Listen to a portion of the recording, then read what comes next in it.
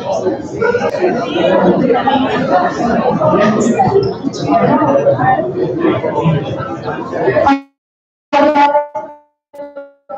was would you want coming to the front just to show you how to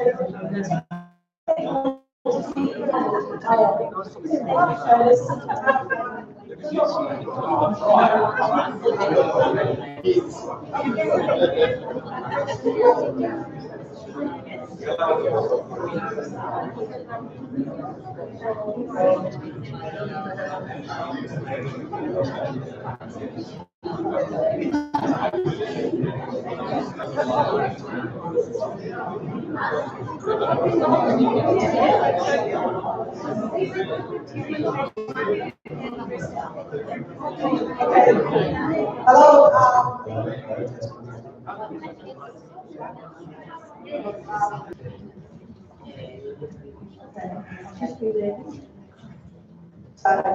Take one, take two. My name is Christine. I'm the NEMBC Vice President, and I'm here to facilitate this wonderful project and session that we're going to be listening to, the information and that's going to be conveyed to you by the presenters today. So without further ado, because we've got only 1 hour and we've got 4 speakers, and I know that each speaker here has got something to say that we can learn from. So I don't want to take up too much time. So I'm just going to introduce Terry, who is the coordinator of this particular project itself, and Terry is from the Ethnic Communities Council of New South Wales. Can you please put your hands together and welcome Terry.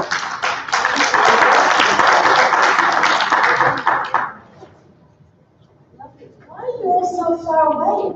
We don't ride. You're scared. You can't. Oh, okay, it's too loud sometimes. Lucky you're standing further away because I'm Greek and we use our hands a lot.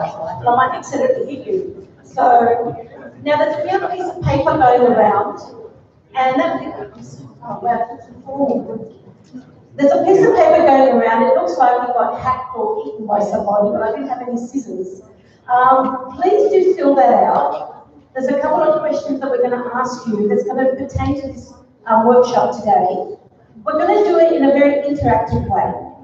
We're going to be talking together at the same time and giving you information along the way about the Speak My Language program. If you have any questions along the way, just put your hand up. Because we really want you to make sure that when you walk away from today, you've got all the information that you need about marketing, promotion, Speak My Language, and how to incorporate aged care and disability care into your programs.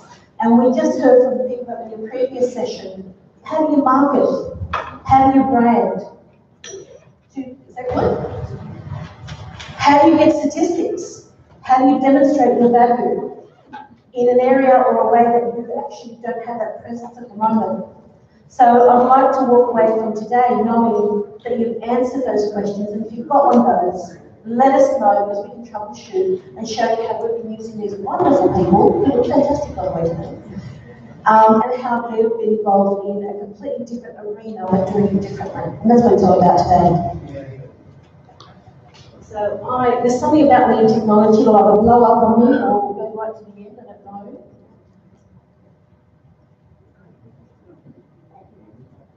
So the questions you have, and we'll get you to answer them. I'll collect them as we go. Before the end of the session, I'm going to pull one out of the hat, and the person gets a $100 hamper for Christmas to share with your radio station. So make sure you put your mobile number, your email, your name, and answer those 3 questions for me, because they're going to be very important to the topic we're talking about today. Do you have more? If you don't, rip out a piece of paper that you might have, and you've got 3 extra ones. I got the extra one. Now, see, you say hamper, and suddenly everyone wants to call them in. Yeah, anybody has to. You know what? Join somebody else. Let's do some collaboration. Join somebody else's right on the other side. You both get a hamper. Yeah, because the guys at the back didn't get it. So the questions are, what does aging well mean to you? No matter what age you are in this room today, whether you're a youngie or someone of the other spectrum, What does aging well mean to you? And don't think too much about this answer. First thing that comes into your head, write it down. Is there something today that you can't imagine not being able to do when you are 85 or 90 years of age? The most basic thing that you do today, and you think, I can't imagine not being able to do that when I'm 85 or 90, or someone tells me that I can't do it. And the final question, where will I live and what will life look like when I'm 95 years of age? Is it a house? Is it an apartment? Is it a facility? Is it on the beach? Do you have a garden? Is it manicured? Do you mow it? Have a think of those things, because they're the kind of things we Speak My Language explore with your listeners on radio, but we do it differently. So I'll let you answer those. And we'll start the presentation as you jot those down. You can see people saying a beach on the Hamptons or something. We'll invite you if you do.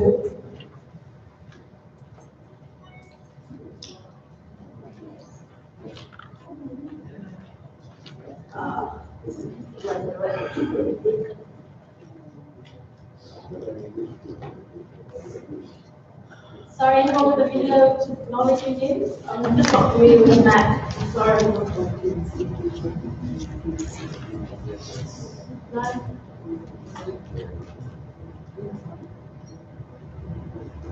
Can someone else help me out with that? I'm picking it up. Oh, okay. You're collecting them? Yeah. Is someone available at the moment who can help me with the a map?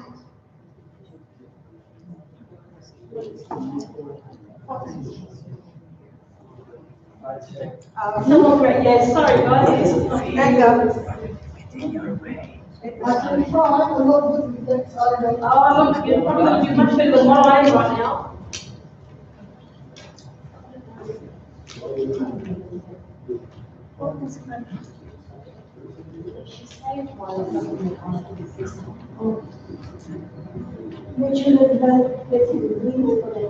Can someone just grab the young lady from outside just so somebody will gives you more time to answer your questions.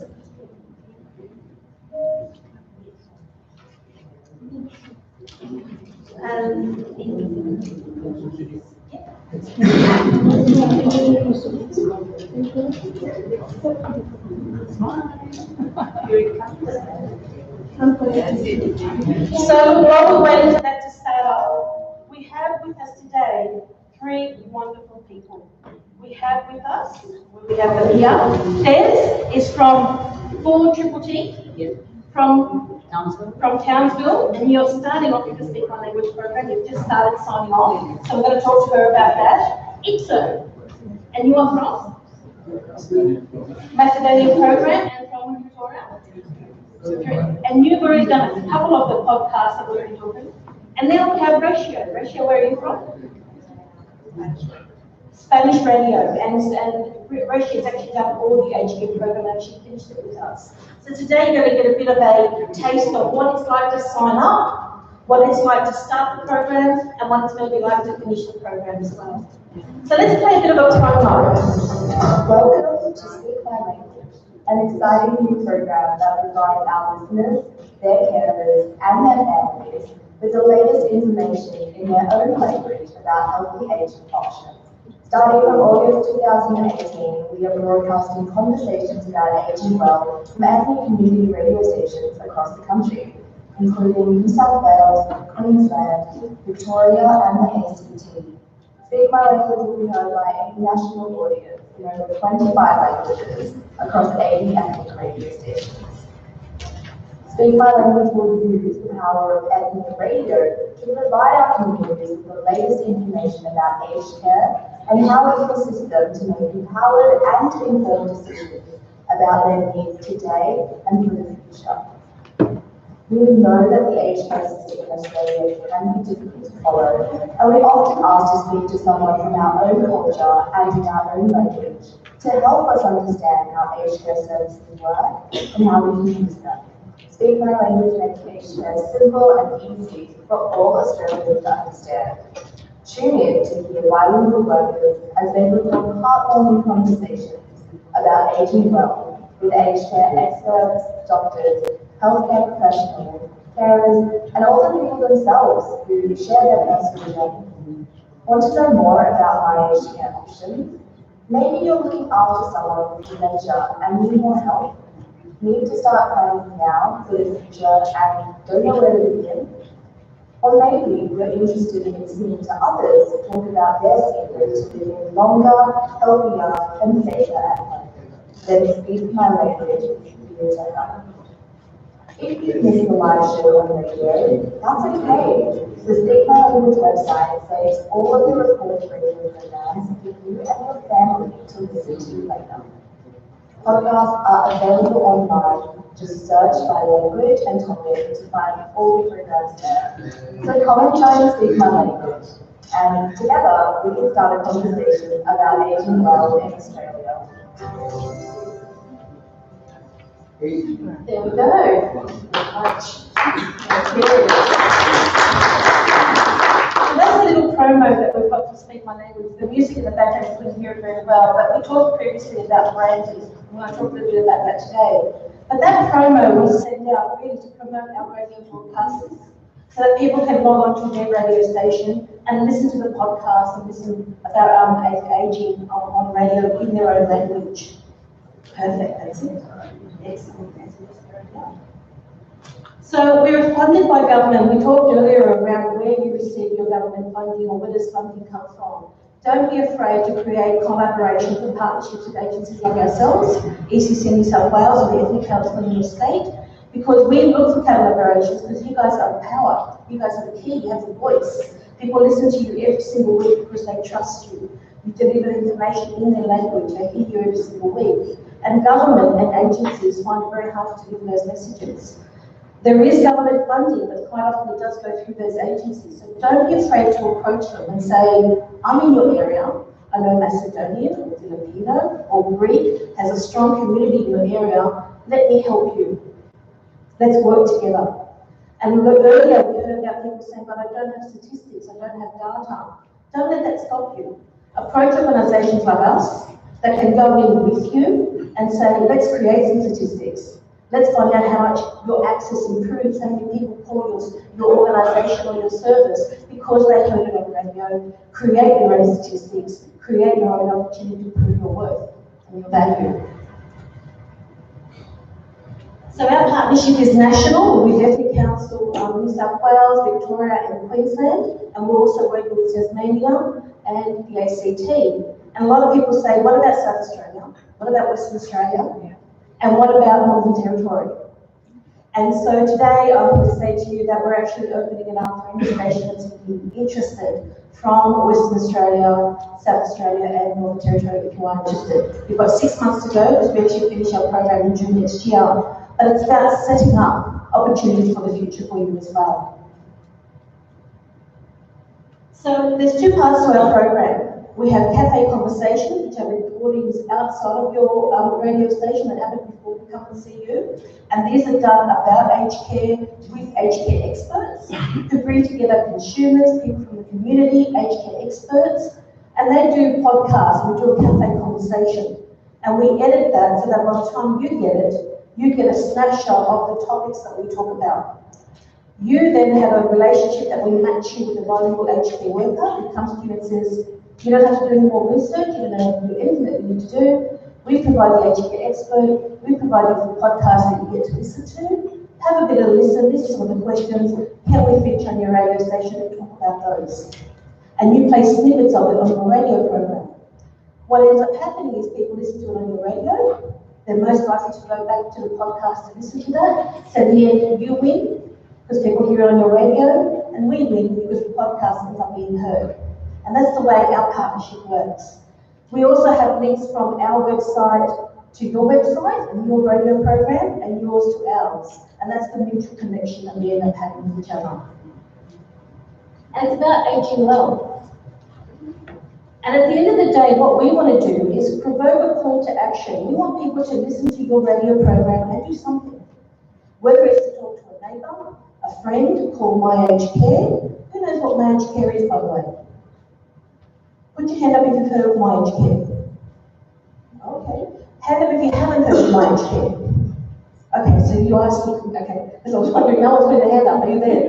Okay, so a lot of people, the my aged care has been happening for 3, 4, 5 years now, and yet people don't know about it. You are the key to delivering that information. I'll tell you about that. What you deliver is the power of conversation in your own language, and there is nothing that beats that. We've done some podcasts in English, and I facilitate discussions. I have an aged care expert with me. I have a client that's with me who maybe has dementia or is struggling with aged care services, and we record that conversation. It goes on for about half an hour. And then we say to people, can you listen to this and tell me what you think? And most of the times, people say to me, Terry, I don't remember what you said. I actually don't remember what the aged care expert said, but I remember every word the client said, every word the community member said, that I remember. And that's what we try and harness here with Speak My Language, the community voice that you end up delivering on here. I love these photos, by the way. I think that's going to be me when I'm 95. So we are a 2-year program. We're finishing in June next year, but we are in the process at the moment of looking at extending the program. And it's a wonderful model. We're going to talk a little bit about that now today. I'm flicking through because I want to get through everything. So we actually cover 14 aged care topics, and you'll find it very rare to find a place that does all 14 the way that we're doing them. And we talk about them very differently. So for example, elder abuse isn't elder abuse. We talk about when trust is broken and you feel hurt and alone. Or well-being or aged care, a new way of helping people age well in Australia. So these are the topics that we actually deliver, there's 14. And every radio program that opts and wants to go to Speak My Language gets to choose at least 6, or you can actually do the whole 14 with the aged care worker on your website. And again, the more exposure you get, the better that is. And the real conversation you're going to have is have real conversations. This is what we're finding very hard in our sector, which is why we're approaching you. Are you aging well? And if not, how can we help you age well and live the life that you want to live? And you are going to facilitate those conversations in your community. And you'll be amazed how many people will tune in and say, I'm not living the life I want to live. I don't know what to do with residential care services. I can't do my normal shopping anymore. I don't want to talk to anyone else about it. What else is everyone else doing? And you have that opportunity to create a platform where people get to listen. So why are we doing it with radio? Well, let's ask the guys and have a bit of a listen to what they say, their benefit or their involvement has been. So, Tess, I might ask you, how did you hear about Speak My Language? I might get the microphone to Tess. How did you hear about Speak My Language initially? Well, I'm very new to this one. I'm from Townsville. People said, oh, you live in the Milwaukee. Anybody knows where Townsville is? Oh, thank goodness. And I go to the NEMBC Conference before, they say, where is that? And all they remember is the barracks. Well, anyway, SML, or Speak My Language, is very new to me. In fact, I only heard about this in the last 3-4 weeks. Because of my job and my networking, I connect with people, and I got a call from Tracy. Tracy actually said, hey Tess, actually for Tracy, from another lady that I worked with HK before. And she said to me, hi Tess, there's a lady who wants to speak to you, her name is Tracy. I said, what's this? You're gonna put me in trouble again? And he said, no. It's gonna be good, especially for people. For people, aging people like me. I'm 61. I got 5 grandkids and 3 kids. And you probably say, what is it to you, Tess? I'm 61. I think this is the right time for us to think. We have to be ahead of it. So when I spoke to Terry, and I said, Terry, what do I do? I was speaking with Russell first as well, and I said, oh, that sounds exciting, you know. I'd love for those things to be happening in Townsville. Townsville is people might think we're small, we're actually growing very well. I've been there for almost 4 decades now. I've seen how it started, the aged care facilities. I've been involved working with them as well on aged care. I worked with aged care for almost 13 years and working with the ethnic community caring. And there are a lot of things that I want to be implemented and I want to talk about. That's why I said to Terry, I'm all excited with this And thank goodness I'm on board. I know nothing about it yet. Like you guys, maybe you're saying, what can I do? How can I contribute? But being a radio announcer for the last 30 years, I think I could do help, not just for my people, but for the community of Townsville with the cult background. You can't hear me? No, no, too close to you. I'm too close. Okay, I'm too close. Yes. Okay, thank you. So you're taking the leap of faith. Because it's making noise. You're doing the Speak My Language program. You know that you're going to be delivering lots of information in aged care. You've got an aged care background, but when we spoke outside, we mentioned two things. And you said to me, I didn't know that about aged care, even though you came from an aged care background. So there's a lot out there that you may not know, but what we can do is provide you with the expertise that sits with you in the station or the podcast. So that side of it, you don't have to worry.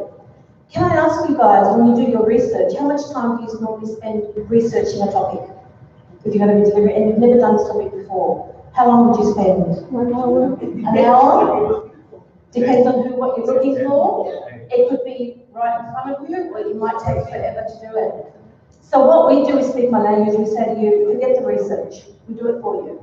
Forget the questions that you need to ask when you work out what you need to do. We do that for you. We actually can provide you with training as well about that topic.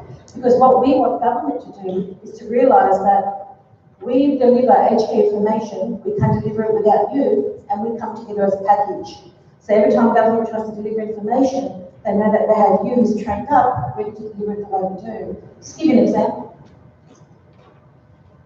So these are some of the training manuals that we've developed. Don't worry, I know they're not the white pages. You don't have to read them all, but it's everything that you need to know about aged care. And this one here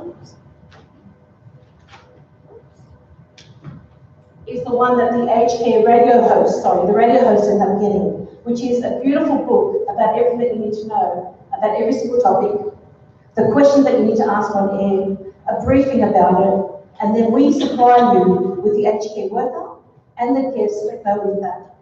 So we've made it simple and easy, and the reason we've done that is we want consistency. So one of the things, Pez, you're probably worried about, how am I going to be consistent? How do I deliver key messages that Victoria, South Australia or Western Australia is going to deliver the same way? And what we deliver is a consistent approach across Australia. And that's why NEMBC was talking to you about it before. They provide a foundation on a national scale so that you can deliver on a local scale. And that's really what it's all about. So that's what you're going to be going through, which is good. How do we do all that? Yeah, we make it easy for you. We then go to the next stage. So after you're in this position, you've done the MOU, it's all a bit scary and a bit frightening, but we do a proper induction with you. We match you with your volume facilitator. And then you end up delivering a few podcasts together. So I'm going to ask you to say a few words about what's your experience so far. How many have you delivered on air at the moment? My name is Itzel Aidovsky, and I'm the president of 3ZZZ. Is that right? Right. And yeah, I found out about the program Speak My Language when Russell Anderson approached me, and probably taking into consideration that the Macedonian community in Victoria is very strong. We have over 100,000 Macedonians. And the first Macedonian generation who arrived in Australia during the 60s, and before that, most of them are, asking for help. And so I knew that would have been excellent. The Macedonian program to get involved and promote this program, the government program. So I was very happy to start it. And indeed, we started with the Macedonian welfare community associations, and I had 3 experts and 3 sessions so far. The first one was about the healthy body, healthy mind, healthy soul, and the presenter sort of informed the Macedonian community what to do and so how to get in contact with the organizations and the benefits of that.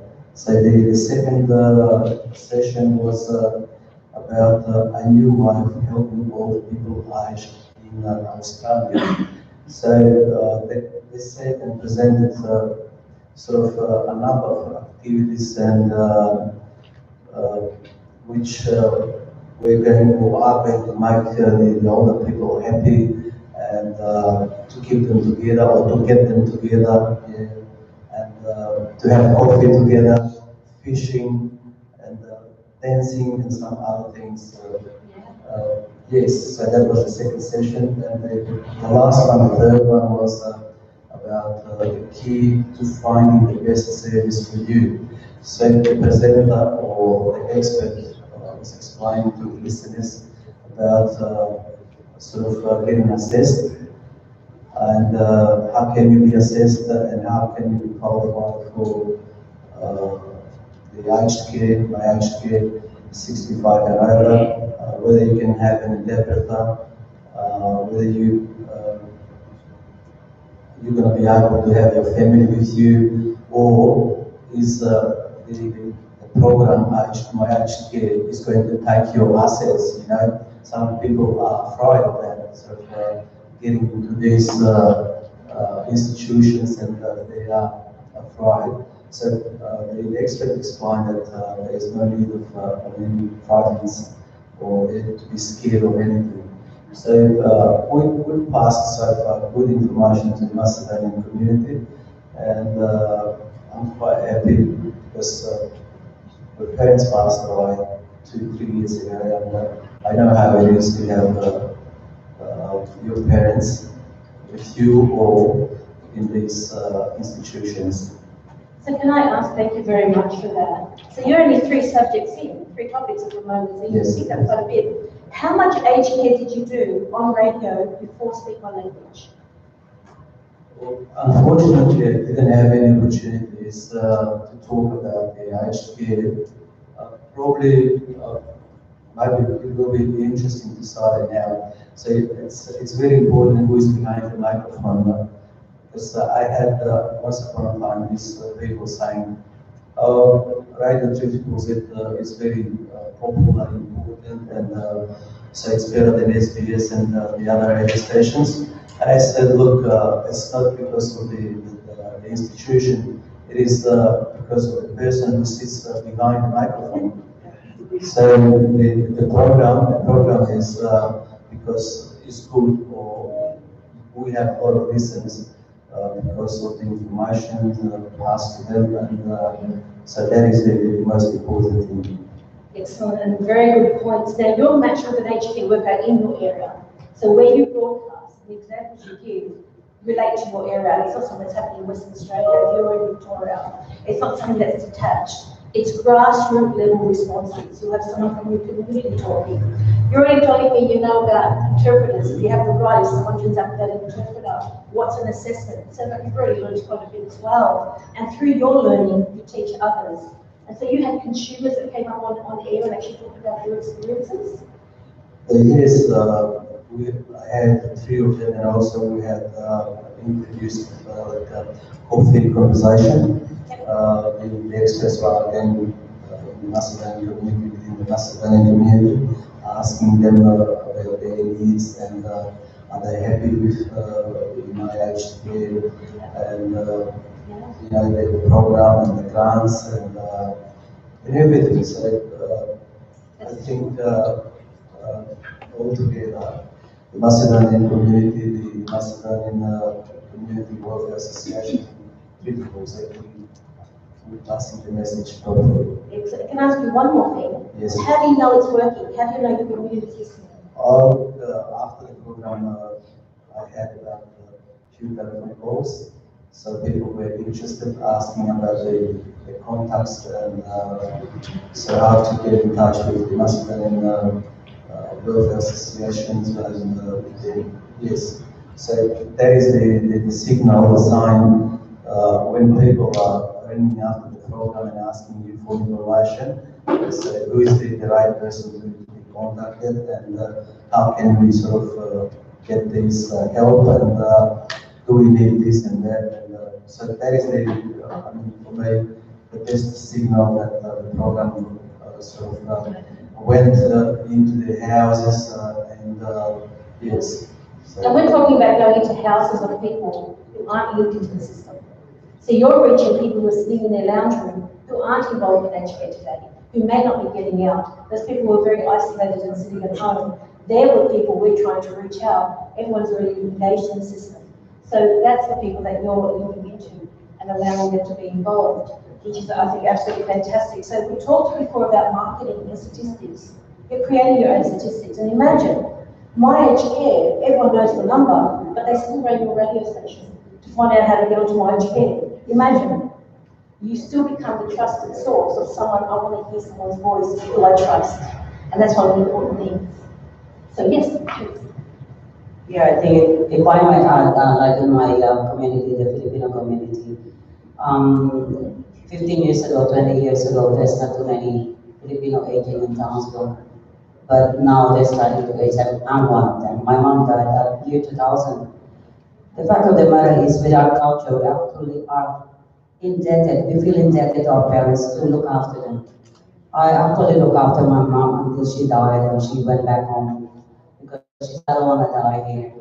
Because she had heard about people going to the home. And that really scared parents from a cult background because it is not something practiced back home. So now, the thing now what's happening now is these parents who have migrated here, say for example me, and my kids have grown up, they actually embrace Australian culture. Sorry if this will hurt people, but I've seen with my in-laws and that, and all the kids are around. But my mother-in-law was actually put in an aged care facility, and I'm very much against it. But now with the Filipino community, I don't want that to happen, and I'm sure most of you doesn't want to end up in a home. So encouraging to be in a home, in your home, than to be in a home, if you know what I'm saying, to be staying in your house. The thing that I have noticed is the social aspect of life. People, they're scared because they don't know what is happening out there. There are age facilities and all they hear is, oh, I visited such and such, and you should see Mrs. May. She's sitting there with this and no one is helping her. It's very scary. If you know nothing, the best thing for you is to ask, but people want us. So this is very good. Absolutely. It's very new, and in the radio, as you say, the words will come out, and they will come in from their natural and start asking questions. And it's about having a conversation. It's about planting that seed of conversation to say, what's the lifestyle you want? Is residential good for you? Do you want to stay home? What are your options? What are your rights? What are your choices? That's really what it's all about. Giving people the opportunity to have a conversation, and you're the one who's instigating that and bringing everyone together on it. Yes. When you're doing these programs, this is directed to you guys, when you're doing these programs, are you doing it in English as well? So that like for you, 3ZZZ is different because it's all language, but for say us as rural Shepherd and Victoria, which is majority mainstream, and we've just got the ethnic community on board now in the last 5 years, if we were to do something like that, could we add English into it because it's so vital for our listening audience, but still add the, say a Filipino to it and, Greek and all that. Is that a possibility? Absolutely. And what we started off doing was everything was in language. And then someone said to me, what about the English community? I went, forgot about that. So I do that, don't I? So I actually started doing the podcast, and we've opened it up to multicultural radio stations that are doing it in English. Because we have quite a few of you who have fabulous outreach to your community. So we're doing English versions around cultural issues. And we even have the opportunity to bring in your local members, bring in your council, bring in your department. And they can actually have those conversations because it's English with you. And we can actually help you create those links as well. So, sorry to interrupt, so someone like myself that runs a mainstream program could have them incorporated into my show and could have, say, someone from the Filipino community come in and talk to them in their language. Absolutely, we do it that way. The beauty of this program is we've got a model, but the model will also link in and be flexible based on what your needs are. If your community is that you want it in English and you want it in English, that's fine. If you can facilitate something and bring an expert in on a different language, it's fine. We've actually opened it up recently, and the ACT is going to do a cross-generational project where the youth of the Cook Islander community are going to actually interview the elders on there and teach the young ones about aging and caring. And they're actually going to have that discussion, completely outside the model that we normally do. Our model is the framework and the consistency of the information we give you. The rest we do around what you need and what you want, and what's good for your community. So we might go on a little bit to Rocio now. and we'll keep coming back. So Roshia, I'll flip these up here, but do you want to tell us, you've done 12, you did 14 or 12? I will deliver 14, but at the moment I deliver 8 topics. On air? Yeah, on air. So how did you first find out about spoken language? Okay, the first time I was working at United of American Workers Center, which is a not-for-profit organization that provides aged care services. I was working over there as a marketing and communications coordinator, and ECCB Victoria, Matisse called us to do an agreement to deliver this important project. That's my first time. So the difference here, again with your panel members, the first two, one of them has aged care, but not extensive. The second one has no aged care background, it's just a radio host, which is fabulous. And the third one, Roshia, is actually a radio host and within aged care. So as you can see, the model can work differently depending on what your needs are. Who we match you with is what is important for us to make sure you have the right resources. So we've heard about what it's like to start. It would have been quite scary for you to start. You're now near the end of it. What's the difference and what's the key messages you want to give to people about how do you feel today doing so many languages? What has the difference been and what was the learning curve for you? Oh my God. It was a really good journey, full of emotions and everything. Because we deliver 8 topics. The first one, The Secret to a Long Time Young Life in Australia, was our first chapter. The second was Commonwealth Home Support Program. The third was Dementia for Rights and Responsibility. Another was Assessment, Home Care Packages, and Elder Abuse. So my community is really grateful because we got a big gap because imagine we are an extensive community living in Australia in a non-speaking Spanish country. So it's very grateful for my community because they are isolated at home. So these topics help a lot my community. They are every Sunday they are listening to us in Frecuencia Latina from 2 to 3. And as you know, the Spanish language is the second spoken language around the world. In Victoria, we are more than 38,000 Spanish speakers. So imagine how powerful it's going to be this project at the end of the day. So can I ask everyone, maybe someone to call out, out of all those topics up there, which one's the scariest one that you don't want to facilitate if it was you? Got dementia? I heard someone say elder abuse? Imagine elder abuse. Imagine how hard it is for our communities to have these conversations. They're not having them. It's really, really difficult. Unless there is services or a structured group, the average everyday person sitting at home won't be exposed to these topics. We all, though, provide you with the expertise of someone to sit with you to have those discussions. And quite often, for many of you, it will be the first time they hear about these topics in Australia, about how they can live and age well and be safe. They're the key messages that you deliver. You don't need to be a clinician or a doctor or anything like that. You provide very basic key messages, and there is nothing like having somebody on your radio station. You can hear the heart tremor, you can hear the voice go funny when they say, this happened to me and I never expected it. My community would have shunned me if I spoke up and I had no one to talk to. And then you as a radio host say, well, how did you deal with that? Tell us so that we could all learn. And through those learnings, somebody else sitting at home going through exactly the same thing says, that's what I need to speak to, that's what I need to call, I'll speak to someone about it. That's how key and how powerful you are as a community. So even though they're scary topics, you are absolutely key to making sure people in our community are safe, because aging is changing quickly. I'm in the aging system, I am flat out trying to keep up with the changes. So I can't imagine you guys having so many topics that you need to broadcast on.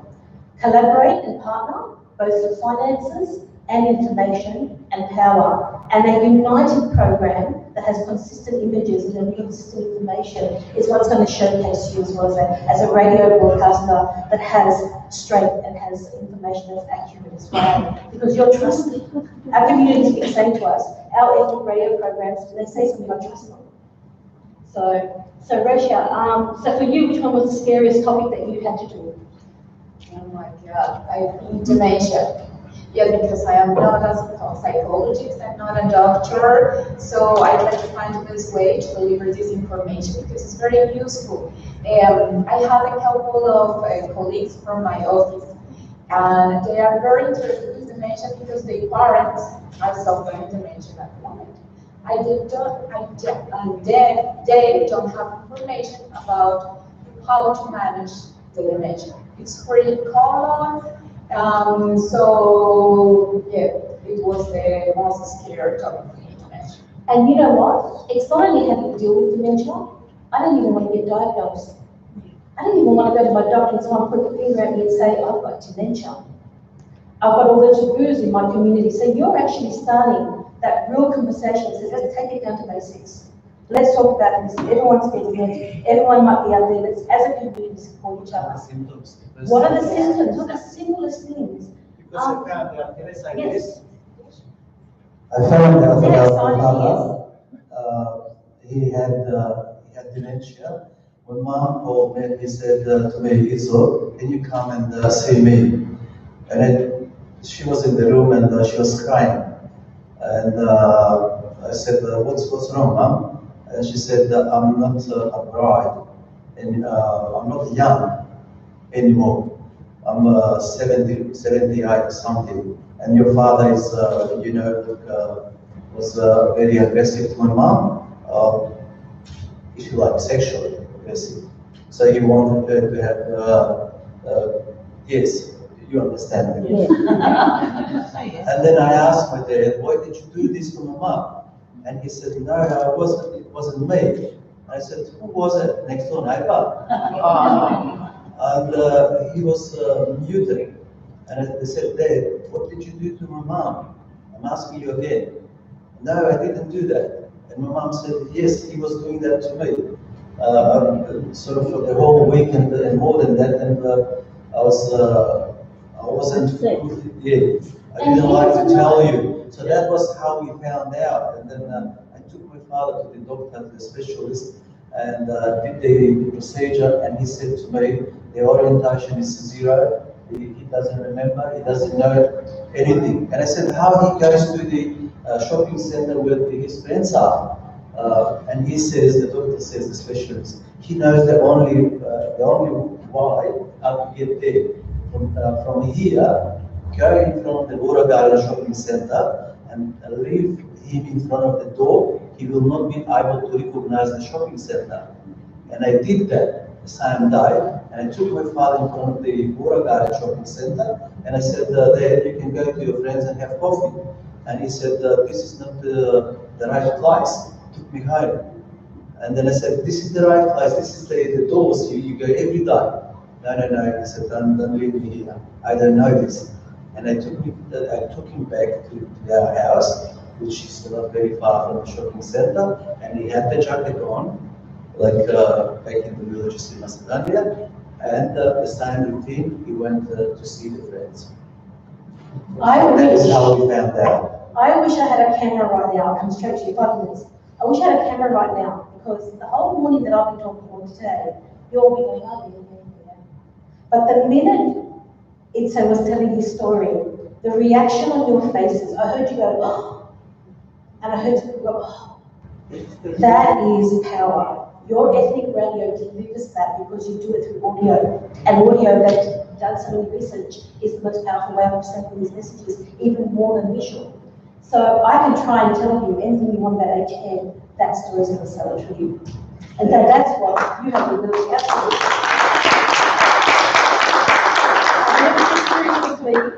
These are some of the pictures that Rocio did with her program. And I'm going to talk to you a little bit about marketing and why we're looking at Speak My Language. We actually profiled our radio hosts and our bilingual facilitators. You get a picture, a bit about you and your radio station, a link that goes from us to you and you to us back again.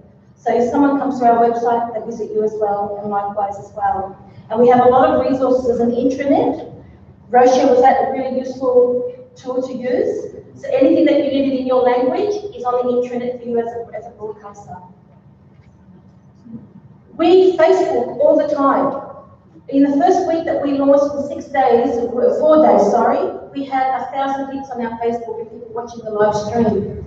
And since August, we've had 11,000 hits on our podcasts. 11,000 people have listened to the podcasts that have already gone on since August. And every link promotes you as the radio host. So Facebook for us, you get to do a little video, so we've probably got videos up there as well. You say hi in your own language. I'm a radio broadcaster, tune in every Monday. You're going to hear us talk about aged care. And we've got the jingle and we've got the branding that goes with it. We talked earlier about the importance of branding and promoting yourself. That's why these books are so pretty and branded so well. We spend a bit of money doing that, but that's the professionalism that we're trying to deliver to government to say, ethnic radio can deliver this for you. And there you are, the star, looking at it. So we get to track the way you're going. Now, this picture here gets thousands of people listening because they want to hear their mum, they want to see their sister, they want to see someone in the community. Everyone logs on to listen with just one photo. So we have a huge intranet and so on, and I'm watching the time. In the first couple of programs that we delivered in Sydney, we saw a boost in the number of people from Sydney who were listening in. Melbourne, Brisbane, Canberra, Wollongong, Adelaide, Perth. I don't know how Detroit got in here. But Italian was broadcasted. And people from Detroit found out about it for some reason. And Newcastle. So Detroit from Newcastle, there you go, if you're from Newcastle. But what was more interesting for us, for our podcast, is that in those languages that we delivered, we heard people from the United States, Brazil, India, United Kingdom, China, Germany, Italy, Peru, and Canada, who actually logged on to listen to the podcast.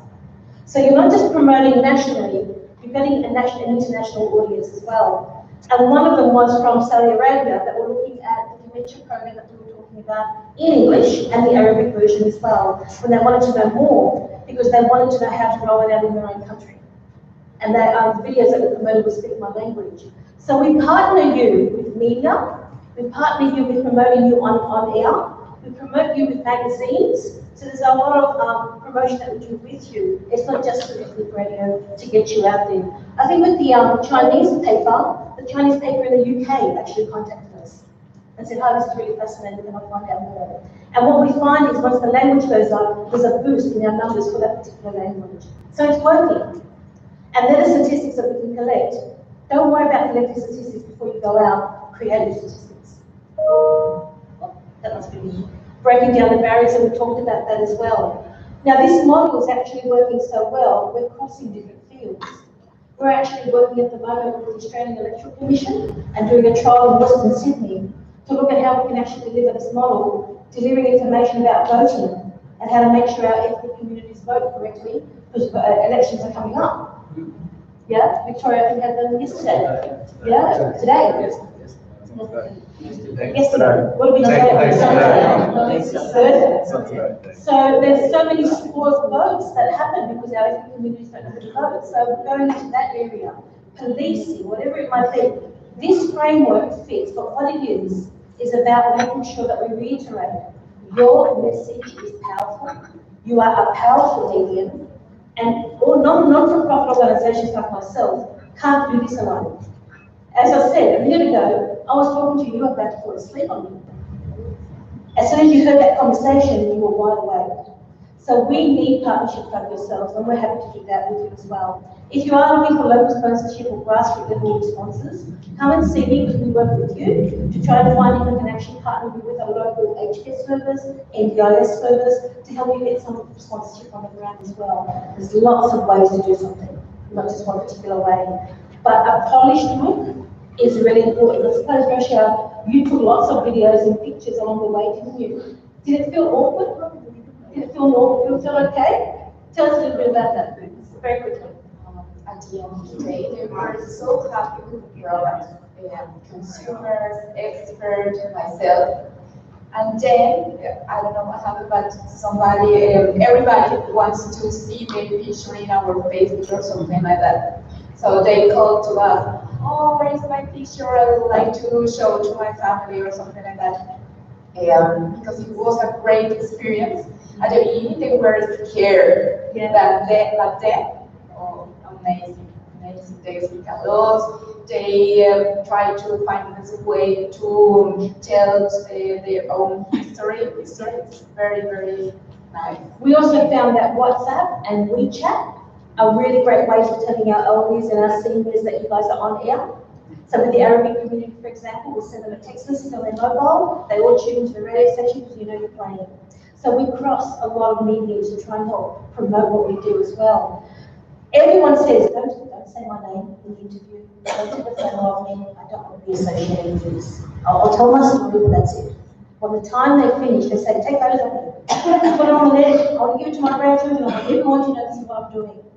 Our Facebook page, 11,000 hits since August in the podcast. There's only about 80 or 60 of them up there at the moment. There's still another 200 to go. So that's the sort of energy that we're hoping to create with you and with your support. And it feels a bit awkward, but we're saying to these guys and our wonderful facilitators, keep a microphone in your bag at all times, record because audio is powerful, very, very powerful. They're the topics that we're recording and editing at the moment. And these are the topics and the languages that we'll be doing over the next 6 months before we finish in June, including our Indigenous communities who have come on board, our youth, and cross-generational projects as well. If you have a model that you're thinking of and you're thinking, you know what, I'd love to do this, but it doesn't quite fit that model, come and see me, you'll be surprised at what we can do.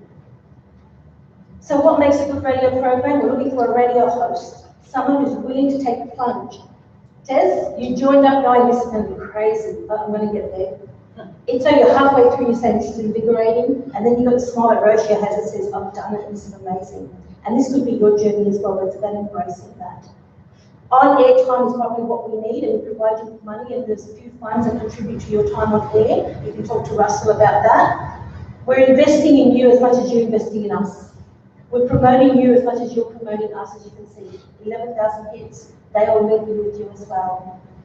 We want you to get involved, we want you to get into the process. Roshia actually did the training as well, as a volume facilitator for the radio host as well. If you do it, I guarantee you will walk away going, wow, that's amazing. But we don't force our radio host to do that.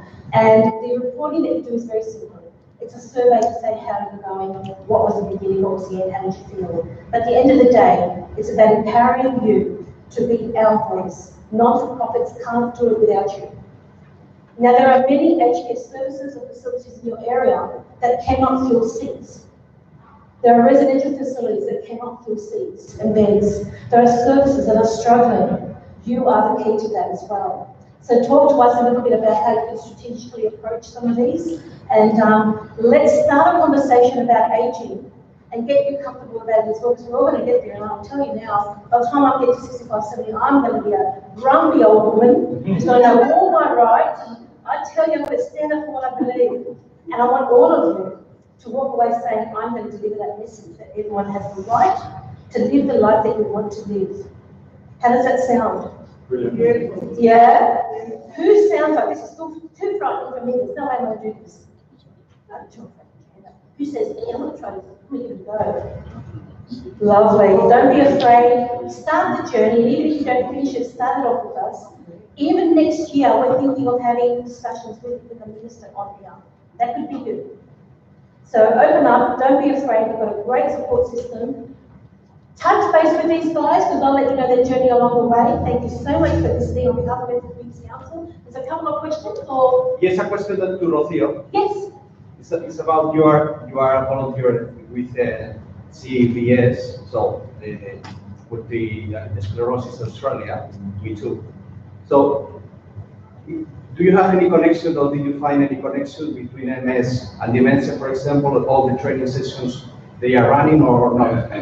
Could you connect it or not, these two institutional projects?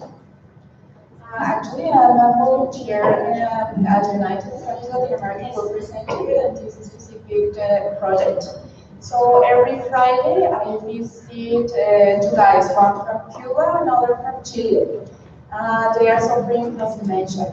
So yes, I've got a couple of contacts. If you want, we can share the information to help this program and the facilities and everything in our. If you crossing over sectors is going to be your survival. Up till now, we've been staying within your own little sector. The sectors need you, cross over. If you have any problems with engaging with them, give us a call, that's what we do. For us, we want all our ethnic communities to have the right to services like anyone else. And you're finding that door hard to open, we open doors all the time. Let us take that journey with you. Collaboration is a good thing. Yes? I'm from Radio Colleague, from Brisbane. Yes, I'm very happy to share this information because I came to know about this one last year when I attended the NEMBC in Canberra. Yeah, so now we are in the process of moving ahead. So you have shown a lot of languages, yeah, and among which Radio Colleague is also going to be part of that. And a few of the doctors who can speak our language is also willing to join our program. And we are working on with Tracy, yeah, the facilitator, and 3 of the broadcasters probably want to. Fantastic, fantastic. Well, look, you have a coordinator in each state that looks after you. So someone looks after you, takes your hand, and shows you what you need to do. They check in with you regularly, so you're not left alone. You don't say, here you go, there's your man, you want to go? We always help you out. Is there one more question? Yes, one more? Jeanette, we're from Harvard Radio here in Western Australia. Like any product that's on the market, I have to ask the question, financially, is this something that we purchase? That's a good question. Yes, I want to ask the same. It's going to cost you $10,000. So this is a trial program, and until June next year, whoever gets involved gets paid to do the program. You don't actually pay to opt in. There's only 80 radio stations that are going to get chosen until June. We actually pay you for airtime and your time to do the training and actually to host us on air. This is with the understanding that we register you as well, and should we get further funding, you'll be the station in your area that will be going to know that you've been trained up. After June next year, the funding of the program will cost money for people to opt into it. So for you at the moment with NEMBC that we have a partnership with and collaboration, the first 80 is free. We actually pay you and give you support to be able to do this on air. How much is it for to do? It depends on how many subjects you do. So as you said, minimum of 6, you could get $1,000. It could be $1,500, it could be $500, it depends on what you do. So that is something that we'll negotiate with us on. But the people are paid to sit there and support you as well. So you'll have that support. Excellent. And one more question, then we'll go. Yes? Would there be more than one person in the station? Absolutely. We have stations that have multiple languages. We have people that, we have people that might cram 7 people into a booth. I've seen that one that was interesting. It might be just 2 or 3 of you. Ethnic communities do it their way. And what I would say to you is, what feels right for you? What feels natural for you when you broadcast? That's what we help you deliver. That's what we do. So we're going to have a lucky door prize before we go anywhere. This lucky person will get a beautiful hamper that I will not pick at and I will send to you. Here we go. Emily Cord McCall. Where are you? Oh, there you go. Tasmania. We're starting in Tasmania in January, February. We're going to be working with you. So, being healthy and having a healthy mind and body, traveling, gardening, and exercise. We would all love to do that. And you see yourself living at home. People that we ask this, we say to people, you want to exercise, you want to be healthy, what are you doing today to do that? And many are always saying, oh, actually, I don't do anything to do that. So things that we help on radio is to help those strategies. Congratulations, you get a beautiful hamper with $100. Ladies and gentlemen, thank you for your time. Thank you for being on the panel.